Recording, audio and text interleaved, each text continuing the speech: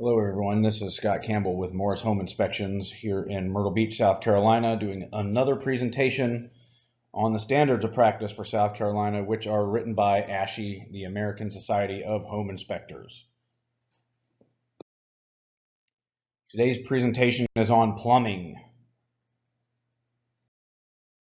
These are some of the things that are required to be inspected as per the standards of practice here in South Carolina. So you have the interior water supply and distribution systems, including the fixtures and faucets.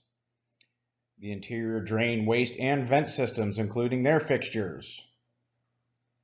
Water heating equipment and hot water supply systems. The vent systems, flues, and chimneys. Fuel storage and fuel distribution systems. And sewage ejectors, sump pumps, and related piping.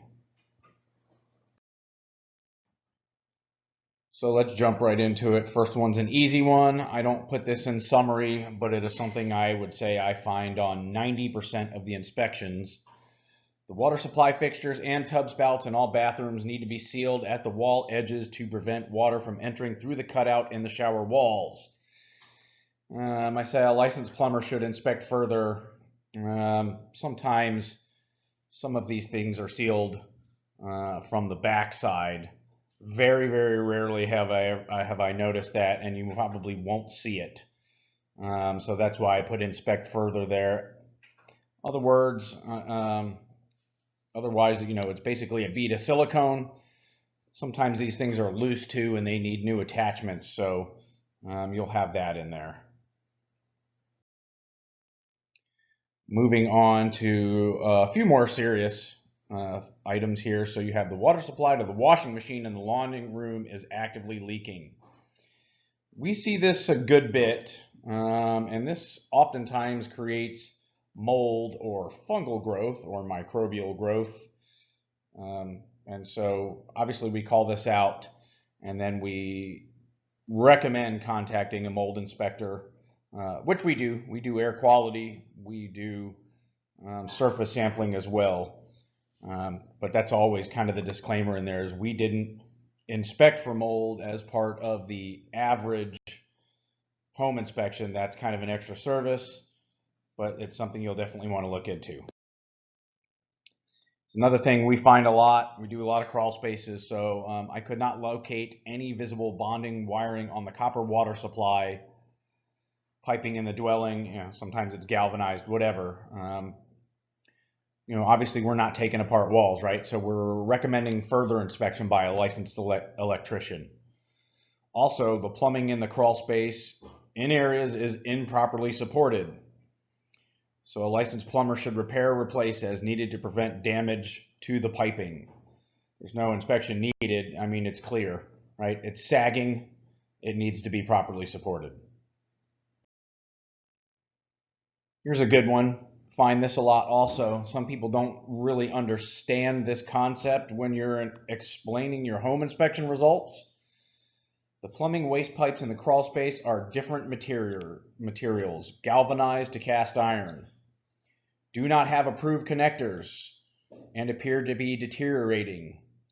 Connection of dissimilar metals can cause premature corrosion of the joints. All right, so a lot of these times when two different metals are connected, it needs a dielectric union or some other type of union because these things will prematurely corrode. They'll corrode quick, and it's not just galvanized to cast iron, it's copper to galvanized. Oftentimes what you'll see is copper piping hung with galvanized pipe hangers, and you will see right around that copper pipe where that galvanized hanger is in contact, there's a lot of corrosion. I've actually seen them cut through. So connection of dissimilar metals without an approved connector is a no-no. You will get premature deterioration, corrosion. All right, P-trap for the bathroom sink is made of an improper material, corrugated plastic. Obviously, we're calling out leaks. There's a leak at the connection with the sink drain. Galvanized piping, galvanized is usually pretty old and it's corroding oftentimes. But back to the corrugated plastic. Why do we call that out? Well, it has more of a tendency to trap particulate matter and will clog your sinks and drains a lot faster than a smooth walled. So we call it out. Toilets loose at the floor. See that a lot too. Always call it out. Oftentimes, if you go into a crawl space underneath one of these loose toilets, guess what you're going to find? You're going to find leaks. You're going to find stains on the flooring. You're going to find deterioration of the flooring. Yeah, these cause leaks oftentimes, and that is structural damage. All right, now for water heaters. So water heaters are required to have a local disconnect or lockable breaker if it's not within view of the breaker panel. It's for servicing, right? So when they don't have it, we call them out. And then we have a safety issue on the other side, the TPR valve, temperature and pressure relief valve in the water heater. This one is missing. They are required to have a 3/4 inch threaded pipe to extend within 6 inches of the floor, but never flush with the floor, because remember, sometimes it's pressure relief and it needs to have an air gap. PVC is not approved. A lot of people will go, oh, well, that's easy enough to fix. I can get PVC at the store and they put it in there. That is not approved for high temperature. CPVC is a different story. PEX is a different story, but you cannot use PVC. All right, so we talked about vent systems, flues, and chimneys. In our area of South Carolina, other than plumbing vents, we don't usually see these for water heaters because there's not a lot of natural gas, which I mentioned here. When we do, they are typically newer builds with tankless water heaters that are mounted outside.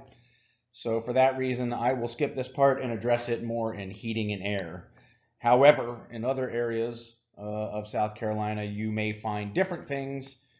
And if you have your water heater is gas and vented through the roof, this is the place where you would add that in. All right, other things that are included in plumbing are gas fixtures. So we get a lot of propane tanks here. Natural gas is fairly new to this area. So one of the things that I want to do is I want to mention where the main shutoff for the propane tank is. So here you can see it's outside. It's buried at the rear of the home. Here's another thing that we almost never see. Propane gas supply piping had no visible bonding wire. This is a hard pipe on this one, but I would say 90% of the times it's a soft copper pipe that is run from your propane tank, and it's never bonded. Guys, it's still metal. It still contains gas. It still needs to be bonded, and so I call it out. Copper propane gas supply piping is missing a proper sleeve where the piping traverses through the masonry wall. So there's that soft metal pipe I was talking about that we usually see from propane. It should be bonded. It also needs to have a sleeve. All right, this one doesn't have a sleeve. They just beat a hole in the wall and stuffed it through. That isn't going to work. It needs to have a sleeve. And there we go again, no visible bonding wire. Also, if you go further down the line, this pipe is just hanging there. It's not supported by anything, right? They do that a lot also. Those should be properly supported. All right, sump pumps. We do some sump pumps here too. We get them in crawl spaces. The wiring for the power to the sump pump is connected to an extension cord, which is run through an HVAC boot and connected to an outlet in the living room. So a couple things. Sump pumps should have their own dedicated outlet. It is in a wet area, so it needs to be GFCI protected. That extension cord does not fly, especially when you run it up and drill a hole in a heating boot and run it up into your living room and plug it into the wall up there. That is definitely a homeowner special. I would like to see that done professionally. All right, some other things you need to do for your plumbing. You have to describe the interior water supply, drain, waste, and vent piping materials. The energy source to your water heater, whether electric, propane, natural gas. Location of the main water and fuel shutoff valves. So here you can see I describe what the water source is, public. We do have wells here quite a bit, so that would be your other option there. Plumbing water distribution inside the home. This one had copper, PEX, and polybutylene. All right, sometimes you'll see galvanized in there. Also, a water heater power source, 90% of the time here is electric. Newer communities have natural gas, and so you'll see some of that. I don't see a whole lot of propane powered water heaters. Water filters, we don't do them. I'm not going to put it in there. I will call out the washer drain size. It's usually only 1.5 inch or 2. If it is a 1.5 inch, I will mention that it is undersized. I want to mention the water heater capacity, water plumbing supply into the home. In this case, polybutylene. That's kind of scary. Most of the time now it's copper or PEX. Plumbing waste, all the new stuff is PVC, but obviously you see cast iron, you see some galvanized. Yeah, so every once in a blue moon, lead. And then the manufacturer of the water heater. Like I mentioned before, you want the location of the main water shutoff notated in your inspection report. So in this case, there's 2. There's one at the meter, and there's another one in the wall at the water heater. So I make mention of where those are and show the homeowner or my client where that's located and what it looks like in case they have an emergency. All right, here's some things we are not required to do. Washing machines, interiors of vent systems, flues, chimneys that are not readily accessible. In other words, I'm not going to get up on a roof with a ladder to stand up on a ladder on a roof and look down a vent because sometimes they're pretty tall. Wells, well pumps, water storage related equipment. I'm not inspecting those. You need to have a well professional come and inspect those. Water conditioning systems, water softeners, filters, things like that. Nope, not going to do it. Solar, geothermal, or other renewable energy water heating systems. I've only seen a couple of those, and they're usually coupled to the heating and air system. So you have to be pretty specified to get those things in there. Manual or automatic fire extinguishing and sprinkler systems. We're not going to do those. Landscape irrigation systems. I will do those as an extra service. I used to be an irrigation engineer, so I'm pretty familiar with what's going on with those things. Septic and other sewage disposal systems, other than saying, you have a sewage ejector system or there is a septic and this is where the septic is located.